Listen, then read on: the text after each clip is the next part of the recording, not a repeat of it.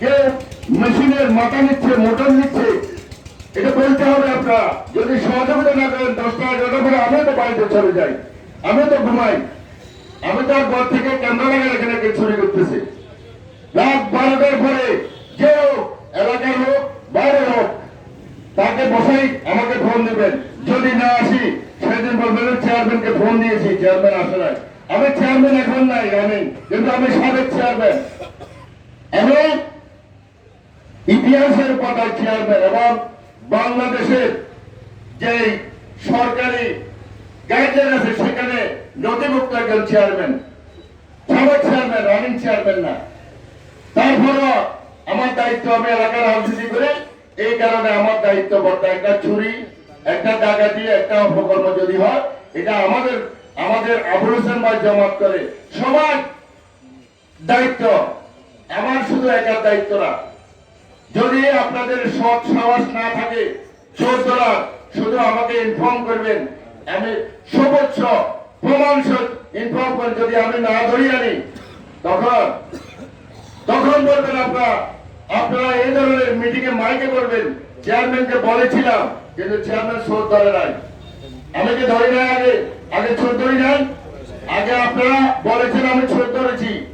এখানে খাল কোরবানির সময় খাল নিয়েছিল আমার আত্মীয় স্বজন, আমি 12 ঘন্টার টাইমে ধরে পুরা গাড়ি সহ এখানে হাজির করেছি এবং সিএনজি চোর ধরেছি, টমটম চোর ধরেছি, আনন্দপুরে চন্দন দিয়ে ফারুকে মাদক ধরেছি, চন্দন দিয়ে আমি মাদক ধরেছি, কিন্তু একটা লোক সাক্ষী পায় না, সাক্ষী দেওয়া। আপনারা যদি সহযোগিতা না করেন তাহলে কিভাবে আমরা এই মাদক এবং চুরি, ইফটিজিং এবং বাল্য বিবাহ আমরা বন্ধ করবো? আপনাদেরকে সাহায্যে এগিয়ে আসতে হবে, আমাদেরকে সহযোগিতা করবে। নৈশান ভাই বলেছে 1 মাসের ভিতরে এখানে চুরি বন্ধ হবে, বন্ধ হওয়ার চেষ্টা করবে। কেউ তো আর বন্ধ করতে পারবে না, মাদক নির্ভর কেউ করতে পারবে না। যেহেতু আমার 3 দিক বয়ার দিকে মাদক আসবে ধরবে, জেলে দিবে, আবার জামিনে চলে আসবে, এটা চলবে, এটা চলমান।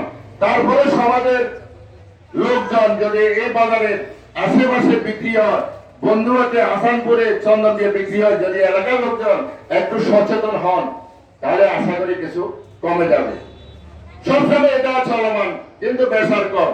এতে নাসির বলল আশ্রয় কেন্দ্রে আমাদের ইউনিয়ন বিএনপি সভাপতি, ওইখানে 7-8টা ফ্যামিলি মাদক, র্যান্ডম মাদক ব্যবসা করে। আমি নাসিরকে বলবো নজরুল ভাইকে ওই নামগুলো দেওয়ার জন্য, সেখানে অতি সত্তর নজরুল ভাই সেখানে অভিযান চালিয়ে তাদেরকে আপনি ধরবেন। যদি এক জায়গায় ধরেন তাহলে সারা ইউনিয়নের মাদক ব্যবসায়ী যারা আছে তারা ভয় পাবে।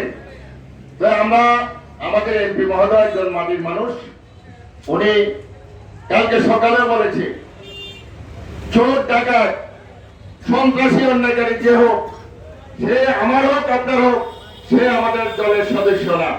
তাই আমরা আজকের এই মিটিং এ সকল দলের নেতৃবৃন্দ এখানে আছে। আপনারা আপনাদের রাজনীতি করেন, আমাদের কোনো অসুবিধা নেই, তবে কোনো অপকর্ম, কোনো অন্যায়কারীকে সাপোর্ট করবেন না। সে যে হোক, আমি হলো আপনারা আমাকে সাপোর্ট করার দরকার নেই। আমার ভাষার লোক যদি বসা থাকে তার বিরুদ্ধে আঙ্গুল করে দেখাবেন, আপনার পাশে যে লোক বসা আছে সেই কালকে চুরি করেছে, আমাকে বলবেন। যদি না ধরে প্রশাসনকে না দিই, তখন সারা ইউনিয়নের লোক একসাথে আমার বিরুদ্ধে আন্দোলন করেন, কোনো সমস্যা নাই। তবে পিছে দয়া করে আজকের পর থেকে চা দোকানে বসে অমুকের আত্মীয়, অমুকের এটা, দয়া করে এটা আর বলবেন না। এটা আসলে খুব খারাপ। সরাসরি বলবেন কে চুরি করতেছে, যদি ছিলেন, যদি দেখেন সরাসরি বলবেন এ করতেছে এটাকে। তো আমি যদি না ধরে সারা ইউনিয়ন আমার বিরুদ্ধে মিছিল করে, কোনো আপত্তি নাই। তো আমি বেশি বক্তব্য দেব না, অনেক সময় হয়ে গেছে। আমাদের নেতৃবৃন্দ এখানে আছে, আমি আমাদের ইউনিয়ন বিএনপির 2 শীর্ষ নেতৃত্ব এখানে আছে, ফারুক এবং জিহাজার নাসির। তোমরা সমাজের মাদক, চুরি, টিজিং, বাল্য বিবাহ এটা বন্ধের, যেহেতু আমরা সরকারে আছি, আমাদের দায়িত্ব বেশি এবং আমাদের থেকে মানুষ বেশি কিছু আশা করে।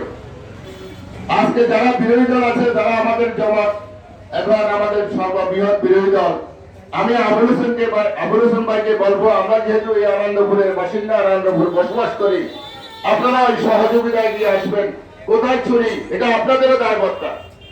যেহেতু আপনারা সরকারে না থাকলেও আপনারা বিরোধী দলে আছেন, আমরা একই সমাজ, একই ইউনিয়নের লোক, আমরা প্রশাসনকে সহযোগিতা করি কিভাবে আমাদের মাদক, ইফতিজিং এবং চুরি, বাল্য বিবাহ এটা বন্ধ করা যায়, সেই দিকে আমরা সবাই একসাথে কাজ করব।